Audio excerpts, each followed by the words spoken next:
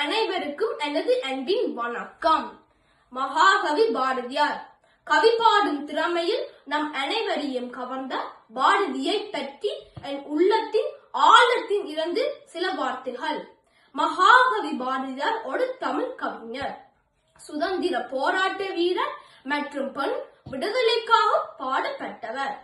பாரதி அவர்கள் எட்டியபுரத்தில் டிசம்பர் மாதம் 11 1882 பிறந்தார். இவரது தந்தை சின்னசாமி ஐயர், தாயார் இலட்சுமி அம்மாள் ஆவர். இவருக்கு 11 வயது இருக்கும் போது இவரது கவி பாடும் ஆற்றலையும் புலமையையும் பாராட்டி எட்டியபுரம் என்ன இவருக்கு பாரதி என்ற பட்டத்தை விளங்கினார். கண்ணன் பாட்டு, குயிற்பாட்டு, பாஞ்சாலி சமதம், புதிய ஆட்டிச்சூடி போன்ற புகழ்பெற்ற காவியங்கள் பாரதியார் எழுதப்பட்டது.